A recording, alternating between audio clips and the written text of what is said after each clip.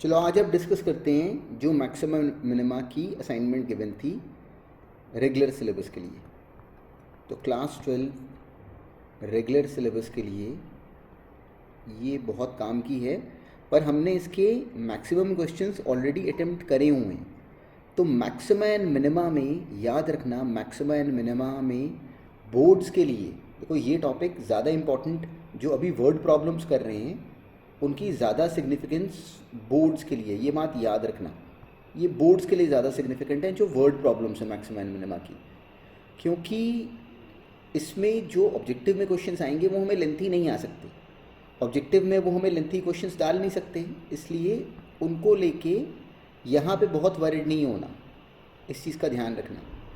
तो ऑब्जेक्टिव में lengthy questions वो हमें डाल नहीं सकते, इसलिए वहाँ पे वो नहीं आएंगे, इसलिए इसको थोड़ा स्ट्रैटेजिकली हैंडल करते हैं। चलो अब फर्स्ट क्वेश्चन से देखना शुरू करते हैं कि एक्चुअली क्या गिवन था। ये क्वेश्चन मैंने मेंशन ही करा था कि ये स्कूल के एग्ज़ाम के लिए डायरेक्टली नहीं है, पर हम इसको भी हैंडल कर सकते थे। हमें एफ एक्स गिवन था sine cube x plus lambda sine square x. हमसे कहा गया कि इस इंटरवल में इस फंक्शन का लैम्डा फाइंड करो जिससे इसका exactly 1 minimum and exactly 1 minimum maximum हो जाए। तो हमने इसको डिफ्रेंशिएट करा, हमने simply F dash x find करा, वो ये बना। एफ डैश एक्स, अब देखो -π/2 से π/2 के बीच में cos x 0 नहीं होगा, this can not be equal to 0। क्यों? क्योंकि वो 0 होता है π/2 पे या -π/2 पे, और वो हमारी टर्म में इंक्लूडेड है नहीं। तो इसलिए एफ डैश एक्स 0 कहाँ पे होगा? जहाँ पे साइन x 0 है, या फिर जहाँ पे साइन x बराबर होता है -2 λ/3 के। तो साइन x 0 से x इज इक्वल टू 0 एक वैल्यू आ गई। एक हमें और चाहिए, तो ऐसा होने के लिए जो ये -2 λ/3 है उसको वैरी करना चाहिए था -1 से लेके 1 तक। क्यों? क्योंकि इस इंटरवल -π/2 से π/2 तक साइन x की वेरिएशन लाई करती -1 से लेके 1 तक। तो इसके बीच में अगर ये कभी भी वैल्यू ले लेगा तो कॉरस्पॉन्डिंग साइन x का वो जवाब बन जाएगा, तो उससे x आ जाएगा।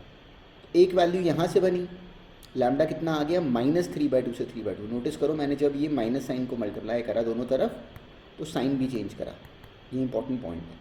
और लैम्डा को 0 नहीं होना चाहिए था। क्यों? क्योंकि अगर लैम्डा 0 हो जाता तो sine x is equal to 0 ही बन जाता, तो उस केस को हमें रिजेक्ट करना था। तो मेरा आंसर बना -3/2 से 0 यूनियन 0 से 3/2, और 0 पे जो ब्रैकेट है दैट इज ओपन। ये क्वेश्चन ना बाय चांस डल गया, मतलब एक्चुअली हमने इस लेवल तक अभी काम नहीं करा हुआ, पर चलो देखो इस वाले क्वेश्चन में जो क्वेश्चन का लिमिट का फॉर्म था वो था 1 + 0 की पावर इन्फिनिटी। तो इसको डील करने के लिए हमने अगर पहले ये फॉर्मूला कर लिया है तो वेल एंड गुड, अगर नहीं करा तो एक्चुअली इसके पीछे ये कहानी है कि लिमिट 1 + 0/1 की पावर वही वाला 0 का आंसर ई हो जाता है। तो अगर नहीं करा तो इसके लिए वरिड ना हो, जब करेंगे तब डील कर लेंगे। तो हमने पहले इसको एग्जैक्टली इस फॉर्मेट में कन्वर्ट करा, तो ये लिमिट ई की पावर fx/x की पावर 4 बन गया। तो अब इसको e² होने के लिए इसकी जो लिमिट होनी चाहिए थी दैट शुड बी 2।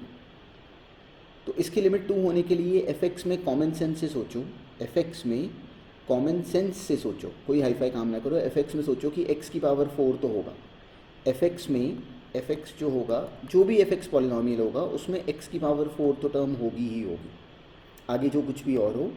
क्यों? x की पावर 4 होगा तभी तो वो x की पावर 4 नीचे वाले x की पावर 4 से कैंसिल होके ये 0/0 को रिमूव करेगा। तो चलो x की पावर 4 तो होगा, और 5 नहीं हो सकता। अब हमें दिया गया कि it has a local maxima at x is equal to 1 and local minima at 0 and 2। तो इसका मतलब क्या हो गया कि जो f डैश x है उसमें x भी होगा, x - 1 भी होगा, x - 2 भी होगा। अब fx में अगर x की पावर 4 है तो क्या हम इंटेलिजेंटली कह सकते हैं कि जो f डैश x होगा उसमें x³ होगा? बजाय x लेने के मैंने इसको x³ पढ़ लिया और बाहर k से मल्टीप्लाई कर दिया। तो इस क्वेश्चन में जो मोस्ट इंटेलिजेंट स्टेप था वो इसका और इसको कंबाइन करना था। अब क्या करा, ये पूरी टर्म बना ली, ये बन गई x की पावर 5 और ये बन गया x की पावर 4 और नेक्स्ट बन गया 2x³। इसको कर लिया इंटीग्रेट, ये मेरा fx है। अब f(0) शुड बी 0, वहाँ से c आ गया 0। और अब सिंपली अब क्या करो कि यहाँ पे अब इस fx को लिख के इस fx को बस यहाँ पे लिख दो और x की पावर 4 कैंसिल करके इसकी लिमिट 2 कर दो, उससे k आ जाएगा। k आ गया तो fx आ गया, वही हमें चाहिए था। मतलब बस यहाँ पे इस fx को यहाँ पे लिख दो, that was the last requirement. पर ये बोर्ड्स के लिए बिल्कुल भी काम का नहीं है, उससे ये लंबी कहानी है। देखो याद रखना, ये ग्राफ याद रखना, ये है बोर्ड्स। मतलब मैंने क्लास में भी इसको बोला होता है कि ये ABCD है। जो कॉम्पिटिटिव एग्ज़ाम्स हैं वो A से लेके Z तक है, पर याद रखना A से लेके D तक का सिलेबस आना ही चाहिए A से लेके Z तक जाने के लिए। तो बच्चे गलती क्या करते हैं कि उनको लगता है कि हम स्कूल की तैयारी ना करें, इसकी बात करो। तो जब तक ये नहीं आता ना, तब तक यहाँ तक सोचना भी बेवकूफ़ी है, पेड़ से नीचे गिरते हो और बिल्कुल बिना बात के उड़ जाते हो। इसलिए यहीं से सारी कहानी बिल्कुल बेसिक अंडरस्टैंडिंग से शुरू होती है। नोटिस करो मैं हर कंपटीशन वाले क्वेश्चन को कितनी ईजिली हैंडल कर रहा हूँ, क्योंकि हमारा लॉजिक क्लियर है, तो उस पर फोकस करो। नेक्स्ट देखते हैं। ये क्वेश्चन स्कूल के एग्ज़ाम में नहीं आएगा, लेकिन ऑब्जेक्टिव के लिए हेल्पफुल, ये अंडरस्टैंडिंग काम की थी और हमने करा हुआ है। अब simply y equal to x square था, हमें कहा गया कि what normal to the curve forms the shortest chord. तो इसमें देखो क्या करा कि x को ले लिया t1, तो अपने आप y कितना हो गया t1 स्क्वायर। ऐसे ये पॉइंट t2 और ये t2 स्क्वायर। तो आई एम एज्यूमिंग कि this is the shortest chord, I am assuming. अब ये नॉर्मल भी है और ये इन दोनों लाइंस को ज्वाइन करने वाला स्लोप भी है। लेंथ ऑफ कॉर्ड मुझे मिनिमाइज़ क्या करना है, ये इसका स्क्वायर रूट, उसकी मैंने स्क्वायरिंग कर ली, तो ये L को मिनिमाइज़ करना है। अब इसमें प्रॉब्लम क्या है कि यहाँ पे 2 वेरिएबल्स हैं, t1 एंड t2, तो हमें वेरिएबल एक करना है। कैसे करें? अब रिकॉल करो कि हमने टेंजेंट्स नॉर्मल्स में सीखा था कि ये नॉर्मल है थ्रू कैलकुलस और ये इस लाइन का स्लोप भी है। तो इस स्लोप ऑफ नॉर्मल की वैल्यू एक्चुअली कितनी आती है, डिफ्रेंशिएट करा, y डैश आ गया 2x, नॉर्मल का slope -1/2x which is -1/2t1। अब यही स्लोप को हमने निकाला कोऑर्डिनेट से, y2 - y1 upon x2 - x1 करके, वहाँ से हमें t1 t2 के बीच में कनेक्शन मिल गया। ये चाहिए था। अब क्या करो कि t2 की वैल्यू निकालो, बस यहाँ पे डाल दो। पर देखो मैंने थोड़ा सा इंटेलिजेंस वाला काम करा, कैलकुलेशंस को ना मैं फटाफट नीट करने की करता हूँ। देखो इसको फैक्टराइज करो, t2 + t1 आएगा, t2 + t1 आएगा और t2 - t1 आएगा। t2 - t1 का स्क्वायर कॉमन ले लिया, ये अंदर बचा, उसकी वैल्यू मुझे पता थी, -1/2t1 यहाँ पे डाल दी, +1 करा, और यहाँ पे इस t2 की जगह लिख दिया सिंपली t1 + 1/2t1।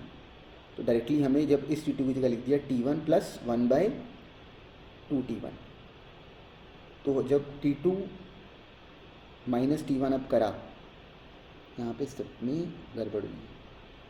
ये अगर मुझे यहाँ पे t2 - 2t1 करना है तो यहाँ पे माइनस नहीं, ठीक है, ये बनेगा। तो t2 - t1 would give us simply this -2t1 - 2/t1, ठीक लिखा हुआ। ये करना था इस क्वेश्चन में, this was the main task. अब ये सिंपली एक सिंगल वेरिएबल L और t1 में कन्वर्ट हो गया। अब dL/dt1 निकाल लो, कोई स्क्वायर रूट वगैरह नहीं है, तो इसलिए इजी क्वेश्चन है।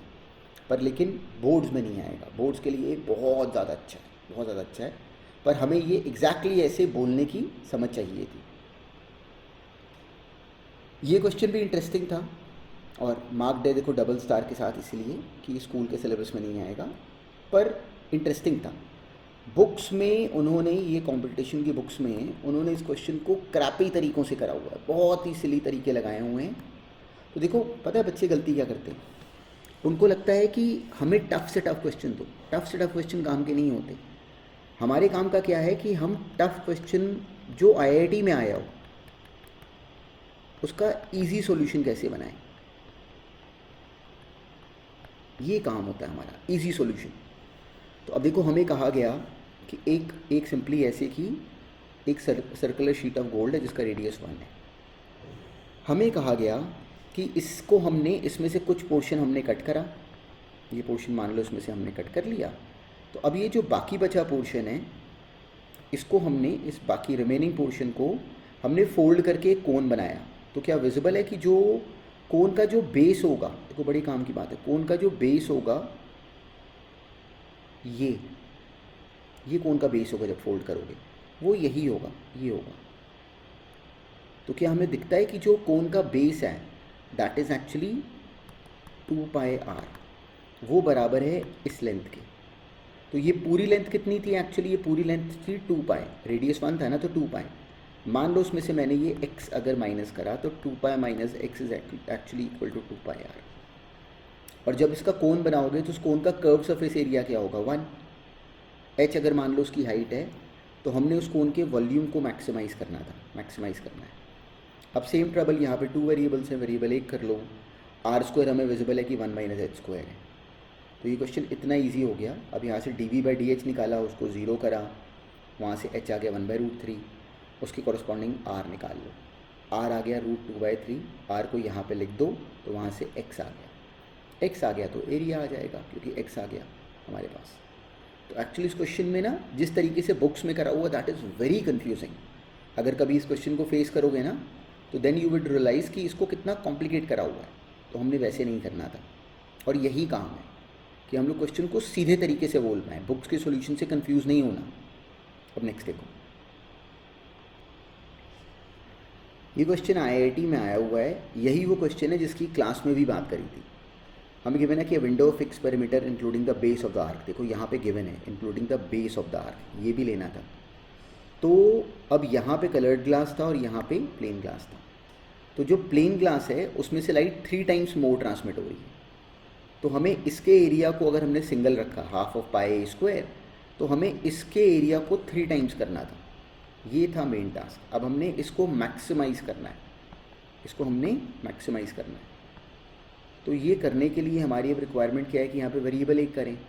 उसके लिए हमें ये गिवन था कि पाई a प्लस ये 2a प्लस ये 2a plus 2b plus 2b plus b plus b, actually गलत ऐड हो गया यहाँ पे, प्लस b प्लस b। तो ये बनता पाई a plus 4a plus 4a plus 2b, this was p। अब यहाँ से क्या करो कि यहाँ से b की वैल्यू निकाल लो, 2b की वैल्यू निकाल लो और यहाँ पे लिख दो 2b की जगह p minus pi a minus 4a करके फिर सिंपली dl/dA निकाल लो। उस क्वेश्चन में इतना स्किल नहीं था और हमने करा भी हुआ था, तो इसलिए ये मैनेज होने वाला था। ये काम का है और बोर्ड्स के लिए भी ये काम का है, इसलिए इसको ध्यान में रखना अगर मिस कर गए तो। इस क्वेश्चन में काम की बात क्या थी कि find the coordinates of the point on the parabola. बस हमने एक रफ सा ड्रॉ कर लिया, which is closest to the line this. तो हमने ये पॉइंट फाइंड करना था which is closest to this line. तो एक्चुअली मिनिमाइज करना क्या करना था, ये डिस्टेंस। एक पॉइंट का एक लाइन से याद करो कि हमें डिस्टेंस निकालना करवाया गया होता है 11th में स्ट्रेट लाइन चैप्टर में, पॉइंट और लाइन के बीच का डिस्टेंस। तो ये हमने मिनिमाइज करना था। तो ये करने के लिए अब हम क्या करते हैं, वेरिएबल 1 करते हैं, वो हमारे लिए पॉसिबल था। y की जगह लिख दो बस x² प्लस 7x प्लस 2। उसके बाद सिंपली dd/dx निकाल दो। तो क्वेश्चन उसके बाद बहुत स्ट्रेट फॉरवर्ड था, x इनफैक्ट -2 आ जाता और डबल डेरिवेटिव निकालो उसका तो वो सिंपली 2 आ रहा है। d2d/dx² कितना आ रहा है, 2, विच इज़ पॉजिटिव। तो x इज इक्वल टू -2 पे इसका मिनिमा बना, उसकी वैल्यू को y में डाल दो तो वहाँ से y भी आ जाता। पर ये काम का था। इसमें पता है कहाँ पे अपने आप अपनी ब्लॉकेज नोटिस करना, इसमें ये लिखने में ब्लॉक हुए होंगे। इस क्वेश्चन में this was the toughest step, क्योंकि बच्चे ये लिख नहीं पाते। देखो बिना करे क्वेश्चंस नहीं आ सकते, उसका कोई तोड़ नहीं है। नेक्स्ट था, अब देखो इसमें कहा हुआ था कि find the coordinates of the point where the tangent to the curve has the greatest slope. तो हमने क्या मैक्सिमाइज करना था, स्लोप को हमने मैक्सिमाइज करना है। तो स्लोप को मैक्सिमाइज करने के लिए पहला काम क्या था कि स्लोप निकालो। ये बोर्ड्स में आ जाएगा, याद रखना, काम का है क्वेश्चन, ये बोर्ड्स के लिए भी इंपॉर्टेंट है। तो हमने पहले y' फाइंड करा, वो बन गया 1 minus x² upon 1 plus x² का होल स्क्वायर, इसका नाम रखा m। तो अब मेरा क्वेश्चन शुरू हुआ, अब मुझे n को मैक्सिमाइज करना है। तो उसके लिए इसको डिफ्रेंशिएट करा, 1 प्लस x² का whole square d into n' minus 2x minus 1 minus x² into इसका डेरिवेटिव वो 2 times 1 plus x² into x² का डेरिवेटिव विच इज़ 2x, ये बन जाता, ये बनती था। अब इसमें नोटिस करो कि 2x और एक 1 प्लस x² कॉमन आ रहा है, माइनस साइन भी कॉमन आ रहा है, वो कॉमन ले लिया। यहाँ पे क्या बचा 1 + x स्क्वायर, ये माइनस माइनस माइनस बाहर कॉमन आ चुका है, तो ये बन गया 2 टाइम्स ऑफ बस 1 - x square which gives us 2 - x square. Simply हमें क्या मिल गया, this gives us what 3 - x square. तो हमें क्या मिल गया 3 - x स्क्वायर, उसको हमने ज़ीरो करा, वहाँ से x आ गया ±√3। अब देखो इस क्वेश्चन में काम की बात क्या थी कि इसके बाद हमें चाहिए था कि ये ग्रेटेस्ट स्लोप। तो अब यहाँ पे इसका d2m/dx² निकालना टफ हो जाता। क्यों? क्योंकि ये टर्म ऑलरेडी काफ़ी कॉम्प्लिकेटेड बनी हुई है। तो उसकी बजाय मैं यहाँ पे पर्सनली क्या करता, कोई ये क्या था -1 + x² into 2x into this term was 3 - x² upon denominator जो कि पॉजिटिव है। ये सिंपली यहाँ पे अभी dm/dx d2m/dx² नहीं निकाला। अब हमने क्या करना होता है कि x को √3 से कम और x को √3 से बढ़ा करके सोचते हैं कि इसका बिहेवियर कैसे चेंज हो रहा है। तो जब x √3 से कम है तो दिस टर्म इज़ पॉजिटिव, बाहर माइनस साइन है तो ओवरऑल कैसा आ गया नेगेटिव। जब x √3 से कम है, तो are we able to analyse कि ये टर्म जो होगी वो पॉजिटिव हो जाएगी। x² 3 से कम हो जाएगा तो 3 - 3 से कम नंबर वुड बी पॉजिटिव। तो when x is less than √3 then dm/dx is negative. Why? Because ये बाहर देखो माइनस साइन था। और when x is greater than √3 that this is positive. इसका मतलब इस पॉइंट √3 पे जो इस फंक्शन का ग्राफ है वो नेगेटिव पहले डिक्रीजिंग है और बाद में इंक्रीजिंग है। तो क्या बना मिनिमा। हमें चाहिए मैक्सिमा, तो वो आएगा कहाँ पे -√3 पे। अब x को -√3 डालो, -√3 से जब x को कम लोगे, -√3 से कम लोगे तो क्या होगा, this would give us simply. पर अब अगर मैं इस -√3 को भी अगर चेक करता हूँ तो जब x को -√3 से कम लो तो ये टर्म तो नेगेटिव हो गई, बाहर नेगेटिव, और -√3 से कम लेने पे ये भी नेगेटिव। मतलब इस पॉइंट पे भी मिनिमा ही आ रहा है एक्चुअली। तो कुछ मिस तो नहीं हो रहा, तो हो रहा है। dm/dx देखो यहाँ भी 0 है, तो I was missing this point x = 0।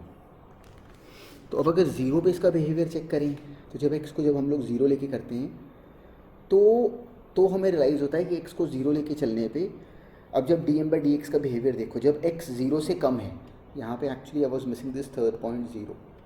जब x को 0 से कम लो तो नोटिस करो कि ये टर्म नेगेटिव, बाहर नेगेटिव मिला के कैसा हो गया पॉजिटिव। ये टर्म कैसी है पॉजिटिव। तो dm/dx पॉजिटिव है जब x 0 से कम है और उसके बाद नेगेटिव है। तो इस पॉइंट पे क्या बना मैक्सिमा। तो इस केस में जो मैक्सिमम स्लोप आती वो कब आती, जब x 0 होता। और यहाँ पे x को 0 डालो तो y भी कितना आया 0। तो ये था इस क्वेश्चन का कंप्लीट आंसर और it was a good question. तो अगर मिस हुआ तो कोई बात नहीं, इसको अब अपनी कॉपी में अब करके देखो। को बिना करे तो आएंगे नहीं क्वेश्चंस। तो अगर मिस कर गए हो तो इसको करके देखना, अटेम्प्ट करके देखना। ये हमने क्लास में भी करा हुआ है, तो एक बार केवल रिकॉल करने के लिए दिया है ऐसे का क्वेश्चन। ऐसा एक और भी आगे असाइनमेंट में, वो डिस्कस नहीं करेंगे अब। हमें h, की फिक्स पॉइंट गिवन है, ये लाइन है, एरिया ऑफ ट्राइंगल हमने मैक्सिमाइज़ करना था, मिनिमाइज़ करना था, वो हमने लिख लिया। अब यहाँ पे सेम प्रॉब्लम, 2 वेरिएबल्स हैं a और b। ये करने के लिए हमने ये लाइन की इक्वेशन बनाई जिसका इंटरसेप्ट a और b है और उसमें h, k को डाल दिया। अब क्या करेंगे, यहाँ से b की वैल्यू निकाल लेंगे। b निकाला और उसको यहाँ पे डाल दिया। तो now this has converted into a single variable term. अब यहाँ से dA/d ऑफ स्मॉल a करा, वहाँ से a/2h आ गया, उसके बाद मैक्सिमम में चेक कर सकते हो। और वहाँ से h आ गया a/2 और सिंपली a आ गया 2h और कॉरस्पॉन्डिंग b भी आ जाएगा 2 के। तो वहाँ से इसका जो मैक्सिमम एरिया, जो मिनिमम एरिया हमें चाहिए वो बन जाता है। इसके आगे मैक्सिमम में चेक कर लो, चाहे डबल डेरिवेटिव से चाहे सिंगल डेरिवेटिव में ही वैल्यूज़ लेके, जैसे हमने पहले करा अभी डिस्कस।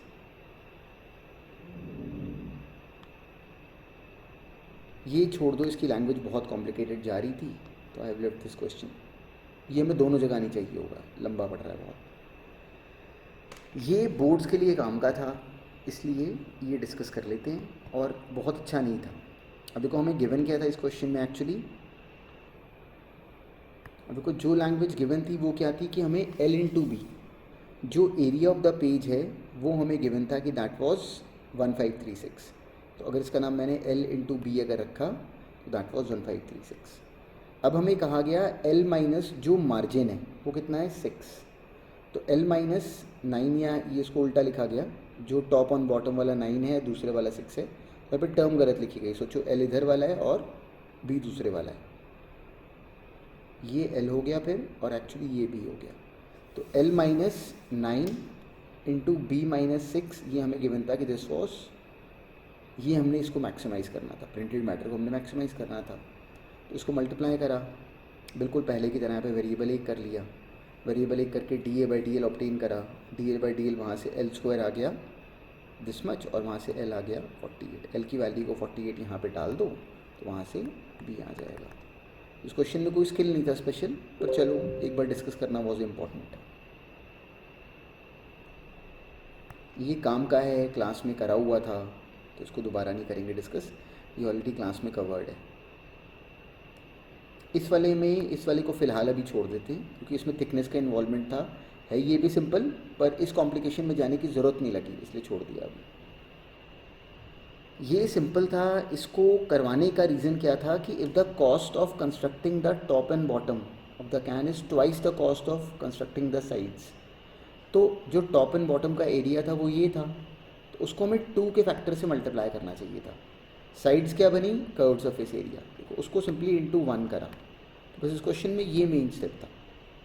इसके बाद यहाँ पे वॉल्यूम हमें कांस्टेंट गिवन थी, तो वहाँ से हम h तो निकाल ही सकते थे कि 1/πr² है, यहाँ लिख देते तो वेरिएबल भी एक हो जाता। उसके बाद सिंपल था, मेन काम क्या था एक्चुअली ये स्टेप कि बस ये बना लो राइट, तो अगर ये बना लिया फिर ये आगे ईजिली हो जाता किसी भी लेवल पे।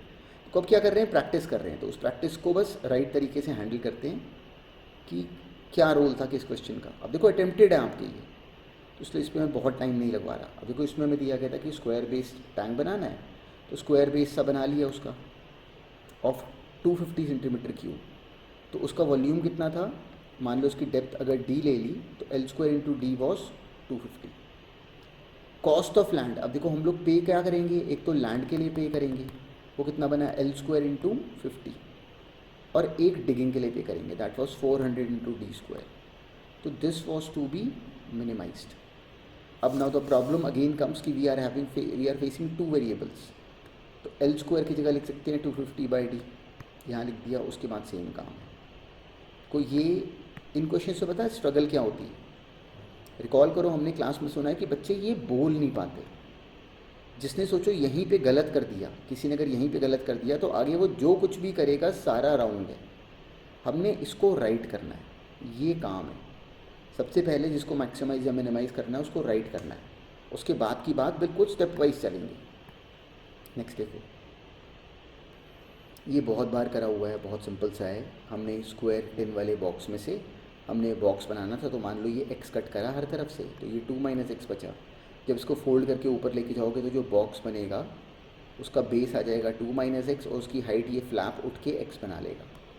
इसको हमने मैक्सिमाइज़ करना था, तो इस क्वेश्चन में कोई स्किल नहीं था इसलिए इस पर नहीं जाते।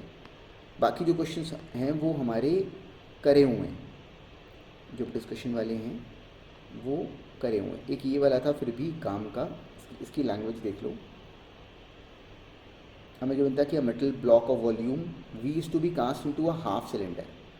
अब एक बच्चा पता है गलती क्या करता है कि उसको लगता है कि ये सिलेंडर है, जब उसको बोलो कि हाफ सिलेंडर तो उसको यहाँ से कट कर देता है, तो वो भूल जाता है कि ये भी तो सिलेंडर बना। तो हाफ सिलेंडर ऐसे नहीं बनाना था, हाफ सिलेंडर बनाने के लिए हमने इसको यूँ कट करना था, ये बनता हाफ सिलेंडर। देखो यही यहाँ पे बनाया हुआ है। तो इस हाफ सिलेंडर का जो वॉल्यूम है दैट वाज V, तो इसका वॉल्यूम क्या बना, ½πr²h। हमें इसका शोधना था हाफ सिलेंडर, हमने इसको बनाना था लीस्ट टोटल सरफेस एरिया।